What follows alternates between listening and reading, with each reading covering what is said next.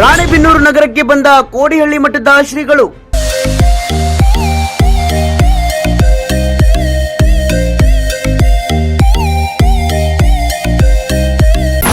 ಮಠದ ಭಕ್ತರ ಮನೆಗೆ ಭೇಟಿ ನೀಡಿ ಆಶೀರ್ವದಿಸಿದ್ರು.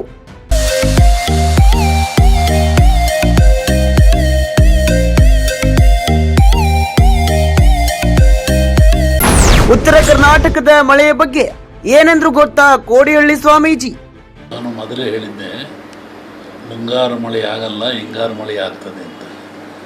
ಕೋಡಿಹಳ್ಳಿ ಮಠದ ಶ್ರೀಗಳು ರಾಣೆಬೆನ್ನೂರು ನಗರಕ್ಕೆ ಆಗಮಿಸಿ ಮಠದ ಭಕ್ತರ ಮನೆಗೆ ಭೇಟಿ ನೀಡಿದ್ರು. ಈ ವೇಳೆ ಭಕ್ತರನ್ನ ಭೇಟಿಯಾಗಿ ಅವರಿಗೆ ಆಶೀರ್ವದಿಸಿ ಶುಭ ಹಾರೈಸಿದ್ರು. ಇದೇ ವೇಳೆ ನ್ಯೂಸ್ ಪಲ್ಸ್ ವಾಹಿನಿ ಜೊತೆಗೆ ಮಾತನಾಡಿದ ಶ್ರೀಗಳು ಉತ್ತರ ಕರ್ನಾಟಕದಲ್ಲಿ ಮುಂದಿನ ದಿನಗಳಲ್ಲಿ ಮಳೆಯ ಪರಿಸ್ಥಿತಿ ಹೇಗಿರಲಿದೆ ಎಂಬ ಬಗ್ಗೆಯೂ ಮಾತನಾಡಿದ್ರು. ಮಳೆ, ರೈತರ ಪರಿಸ್ಥಿತಿ ಹಾಗೂ ಜನರು ಕೈಗೊಳ್ಳಬೇಕಾದ ಮುನ್ನೆಚ್ಚರಿಕೆಗಳ ಕುರಿತು ಶ್ರೀಗಳು ತಮ್ಮ ಅಭಿಪ್ರಾಯವನ್ನ ಹಂಚಿಕೊಂಡ್ರು. Bureau report, News Pulse, Ranebennur.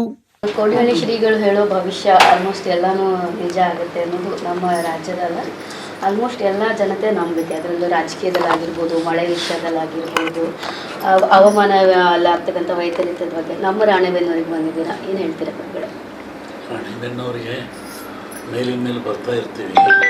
ನಮ್ಮ ವಕೀಲರಂತ ಮೇಡಮ್ ಅವರು ಮಠಶೇಷರು ಒಂದು ಬೆಂಗಳೂರಿನ ಒಂದು ಕಾರ್ಯಕ್ರಮ ಇಲ್ಲಿ ಮಧ್ಯಾಹ್ನ ಓಪನಿಂಗ್ ಕರೆದ್ರೆ ಬಂದಿರಲಿಲ್ಲ, ಅದಕ್ಕೆ ಒಂದು ಬಂದ್ವಿ.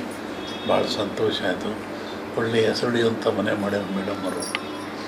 ಶಾಂತಿ, ನೆಮ್ಮದಿ, ಸುಖ ದೊರೀಲಿ ಅಂತ ಆಶೀರ್ವಾದ ಮಾಡ್ತೀವಿ. ನಮ್ಮ ಉತ್ತರ ಕರ್ನಾಟಕದಲ್ಲಿ ಮಳೆಯ ಅಭಾವ ಹೆಚ್ಚಾಗ್ತಿದೆ. ಬೆಳೀತಕ್ಕಂಥ ರೈತರು ಏನು ಉತ್ತರ ಕರ್ನಾಟಕದಲ್ಲಿ ಮಳೆಯೇ ಆಶ್ರಯಿಸಿ ಬೆಳೆಯುವಂಥ ರೈತರ ಹೆಚ್ಚು, ಏನು ಹೇಳ್ತಾರೆ? ನಾನು ಮೊದಲೇ ಹೇಳಿದ್ದೆ, ಮುಂಗಾರು ಮಳೆ ಆಗಲ್ಲ, ಹಿಂಗಾರು ಮಳೆ ಆಗ್ತದೆ ಅಂತ. ನೀರಿಗೆ ಹಾಹಾಕಾರ ಆಗುತ್ತೆ, ಅನ್ನ ಹಾಹಾಕಾರ ಆಗುತ್ತೆ, ಜನಜಂಗುಳಿ ಆಗುತ್ತೆ ಅಂತ ಹೇಳಿದ್ದು ನಾನು. ಯುದ್ಧಗಳು ಆಗುತ್ತವೆ ಅಂತ ಹೇಳಿದ್ದೆ ನಾನು. ಈಗ ಹಿಂಗಾರು ಮಳೆ ಆಗುತ್ತೆ, ಸಮೃದ್ಧಿ ಆಗುತ್ತೆ, ತೊಂದರೆ ಏನಿಲ್ಲ. ಮುಖ್ಯಮಂತ್ರಿ ಆದಮೇಲೆ ಏನೇನೆಲ್ಲ ನಡೀತಾ ಇದೆ ರಾಜ್ಯದೊಳಗೆ ಅಂದರೆ ಒಂದು ಸಾರಿ ಅನಿಸುತ್ತೆ DK BJP ಜೊತೆ ಎಲ್ಲೋ ಒಂದು ಕಡೆ ಮಿಂಗಲ್ ಆಗ್ತಿದಾರಂತ, ಇನ್ನೊಂದು ಕಡೆ ಅನಿಸುತ್ತೆ ಕಾಂಗ್ರೆಸ್ ಜೊತೆ ಸೇರಿಕೊಂಡು ಮತ್ತೆ ಹೊಸದಾಗಿ ಟಗರು ಎದ್ದು ಬರುತ್ತಾ ಅಂತ. ಏನು ಹೇಳ್ತೀರಾ ಅವರಿಗೆ? ರಾಜಕೀಯ ಬಗ್ಗೆ ನಾನು ಹೇಳಲ್ಲ, ಚೆನ್ನಾಗಿ ನಡೀತಾ ಇದೆ, ನಡ್ಕೊಂಡು ಹೋಗಲಿ. ಒಟ್ಟಿಗೆ ಜನಗಳಿಗೆ ಒಳ್ಳೆಯದಾಗಬೇಕು, ಮಳೆ ಬೆಳೆ ಒಳ್ಳೆಯ ಆಡಳಿತ ಸಿಕ್ಕಲಿ ಅಂತ ಹಾರೈಸ್ತೀವಿ.